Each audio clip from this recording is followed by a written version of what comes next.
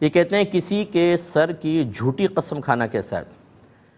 دیکھیں، جھوٹی قسم کھانا تو یہ ایک جھوٹ ہے، مطلب اگر اب اللہ تعالیٰ کا نام لے کے ذکر کرتے تو بہت ہی برا فعل تھا، لیکن بعض اوقات بچوں کے سر پہ ہاتھ رکھ دیتے ہیں کہ بھئی اس کے سر کی قسم کھا رہی ہوں، سر پہ ہاتھ رکھ کر میں سچی ہوں، اور ہے وہ جھوٹی. تو یہ بھی مطلب جھوٹ کی وجہ سے ہے. یہ جھوٹی یہ نہیں کہ سر پہ ہاتھ رکھا تو وہ شرعی قسم بن جاتی ہے، لیکن یہ جھوٹ بولا غلط ہے.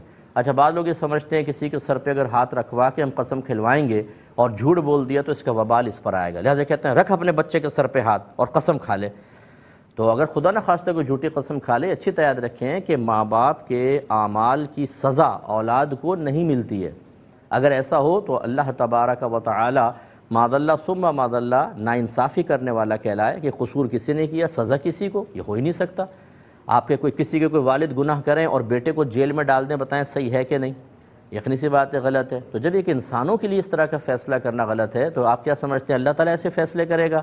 یہ ہمارا مطلب ذہن کا ایک نتیجہ ہوتا ہے، مرتب شدہ نتیجہ ہوتا ہے کہ باپ نے اگر کسی کے ساتھ غلط کیا، اولاد کے ساتھ ہو گیا، ہم کنیکشن ملا دیتے ہیں. دیکھا نا، تم نے کیا تھا نا کسی کے ساتھ، اولاد کے سامنے آ گیا نہیں آ گیا، بھائی اس کا بدلہ نہیں ملے گا، یہ ان کی قسمت میں اللہ نے لکھا ہوگا. یا اولاد نے کوئی خراب کام کیا، اس کا نتیجہ وہ خود بھگت رہی ہے، لیکن ایسا نہیں ہوتا کہ ماں باپ کے افعال کی سزا ان کو مل جائے.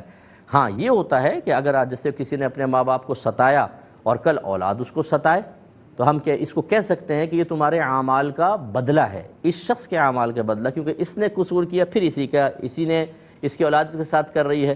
تو یہ ایسا ہو سکتا ہے کہ آپ یہ کہہ دیں کہ تمہارے اس اعمال کا بدلہ ہو سکتا ہے، لیکن اس میں بھی کوئی 100% شیورٹی کے ساتھ نہیں. اللہ ہی اپنے افعال کی حکمت کو جانتا ہے.